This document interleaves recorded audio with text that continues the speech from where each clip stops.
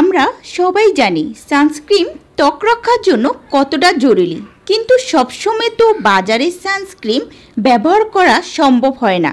কখনো অ্যালার্জির সমস্যা, কখনো দামে, আবার কখনো কেমিক্যাল নিয়ে চিন্তা।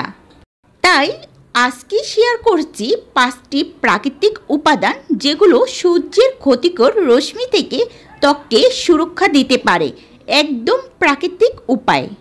প্রথম যেটা নারকেল তেল। নারকেল তেল শুধু ময়শ্চারাইজারই নয়, প্রাকৃতিকভাবে এটি ত্বকের SPF 4 থেকে 5-এর মতন সুরক্ষা দেয়। এতে থাকা অ্যান্টিঅক্সিডেন্ট যা ইউভি রশ্মির ক্ষতি প্রতিরোধ করে।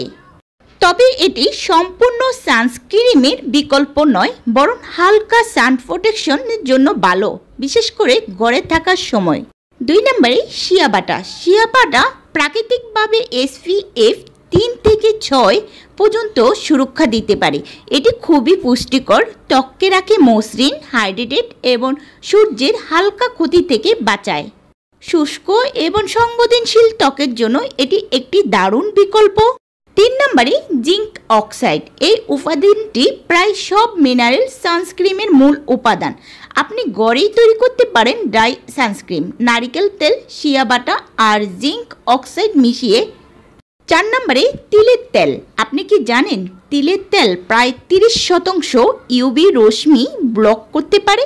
এটি একটি অ্যান্টিঅক্সিডেন্ট রিচ তেল যা স্কিনকে হাইড্রেটেড করে এবং সূর্যের ক্ষতি থেকে বাঁচাতে সাহায্য করে।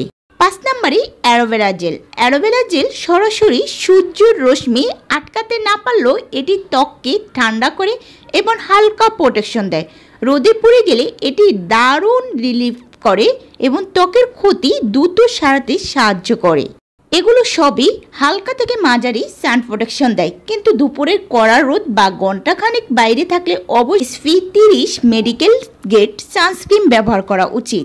তবে ঘরে থাকার সময়, সকালে রান্নাঘরে কাজ করা বা হালকা রোদে বাইরে যাওয়ার সময় এই প্রাকৃতিক উপাদানগুলো দারুণ কাজ করে।